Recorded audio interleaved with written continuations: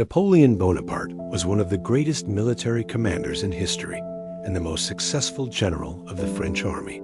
He conquered most of Europe and, at least for a time, brought France out of the chaos that had followed the French Revolution. Yet despite his many achievements, he is remembered today as an evil villain who destroyed so much before being finally defeated at Waterloo.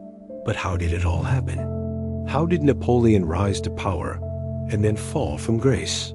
Let's find out. Napoleon was born in 1769 on the island of Corsica, which at that time had just been acquired by France. Although Napoleon was not French by birth, he quickly identified himself with his new country. He was educated at a military school in mainland France and rose through the ranks during the French Revolution, first fighting against the king and then for the new revolutionary government. By 1796, he was famous throughout France for his military victories against Austria and was now looking forward to even greater things. But then something unexpected happened. The revolutionary government appointed him to conquer Egypt. It seemed like a demotion, but it actually turned out to be a great opportunity for Napoleon because there was little effective opposition in Egypt. And after defeating the Mamluk rulers, he found himself in control of the richest province of the Ottoman Empire. Not only did Napoleon acquire huge wealth for himself and France, he also developed new ideas about military organization and strategy. He studied the works of Roman generals and made plans to build a canal across Egypt from the Mediterranean to the Red Sea. Although the project was never completed, several of Napoleon's other ideas later became famous. Among them, his introduction of the meritocracy in the army, whereby promotions were based on ability rather than connections. This reform proved very successful, creating a dynamic and efficient fighting force that was almost entirely devoted to him personally. After 3 years, however, Napoleon had grown bored of ruling Egypt and began planning a return to France. But his ships were defeated off the coast of Italy by the British, forcing him to flee to France in disguise. In the meantime, the French government had become increasingly unstable and sought Napoleon's help to put down a rebellion in the West. Once back in France, he put down the revolt without difficulty and returned to Paris as a hero. With support from his fellow Corsicans, he then staged a coup d'etat, took control of the government and established himself as the first consul. Although this title gave him the appearance of remaining within the framework of the revolutionary government, he was essentially the new emperor of France.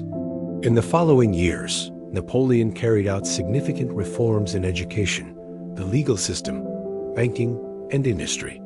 His introduction of the metric system and the Bank of France were particularly important, as was his reorganization of the tax system. Moreover, he ended the French Revolution, which had lasted for 10 years and had degenerated into meaningless chaos.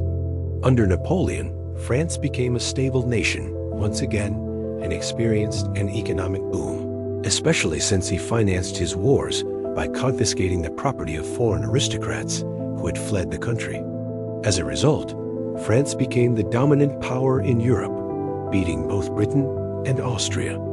However, after winning such resounding victories, Napoleon grew more ambitious and wanted to conquer all of Europe. At this point, we must keep in mind that Napoleon was not driven by any ideology. He was not trying to spread democracy or communism, nor did he want to restore the old order. He simply wanted to gain more power and glory for himself. And for this, he needed to defeat the two great rivals of France, Britain, and Austria. The war against Austria started in 1805. After defeating the Austrians at Caronsebe's, Napoleon forced them to cede large parts of northern Italy to France. However, soon afterwards, Britain joined the war on the side of Austria, and Napoleon was forced to fight against them too. This led to the famous Battle of Trafalgar in October 1805, in which the combined fleets of France and Spain were utterly destroyed. This was a great shock for Napoleon, who had hoped to invade Britain, but could now never attempt such a thing. Instead, he had to focus on consolidating his gains on the mainland. So he created the Confederation of the Rhine, a coalition of German states dominated by France. Austria did not accept this situation and tried to break away from the Confederation, which led to another war between Napoleon and Austria in 1809. Again, Napoleon won easily and forced Austria to give up even more territory. At the same time, he defeated the Russians decisively at the Battle of Friedland.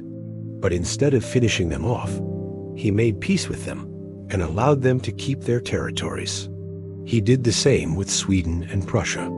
In fact, at this point, Napoleon basically ruled all of Europe north of the Mediterranean Sea. But such vast territories required many resources to administer, and Napoleon still had unfinished business with Britain. That's why he started another war in 1812. His plan was to march on Moscow and force the Russians to sue for peace. But the Russians refused to do so, and the French had to endure terrible losses due to hunger and the Russian winter. Napoleon eventually reached Moscow, but it was deserted, having been largely destroyed by the Russians beforehand. Unable to achieve anything, he was forced to retreat. But on his way back, he suffered even greater losses, and when he finally returned to France, he was practically powerless. Prussia and Sweden immediately joined the coalition against him, and even his former allies attacked him from behind. One by one, Napoleon's allies abandoned him and switched to the side of the coalition. Before long, he was defeated and forced to abdicate. He died 6 years later on the island of St. Helena in the Atlantic Ocean. What can we learn from the rise and fall of Napoleon? What made him so successful in the first place? And why did he ultimately fail? Historians have discussed these questions for centuries, and many of them agree that the answer lies in Napoleon's personality. He was undoubtedly one of the most intelligent and energetic people of his time, endowed with extraordinary mental and physical abilities. On top of that, he was a brilliant strategist and tactician who inspired his soldiers with confidence.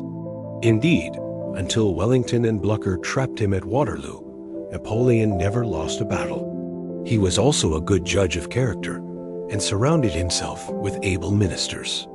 Talleyrand, for example, was one of the best diplomats of his age.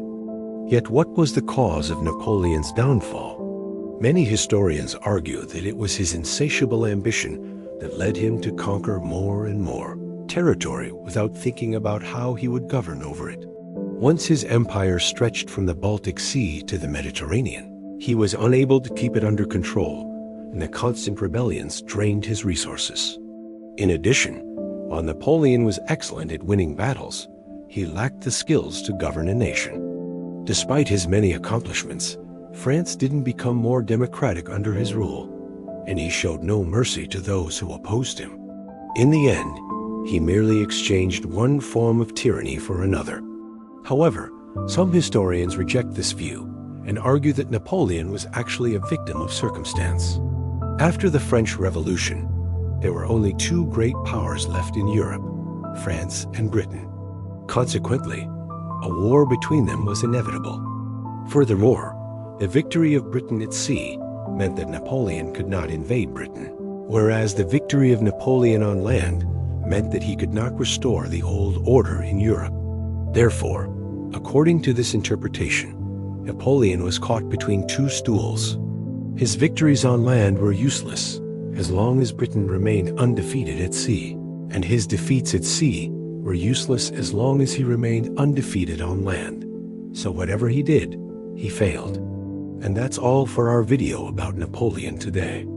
Thank you for watching. If you enjoyed it, please leave a like and subscribe for more content.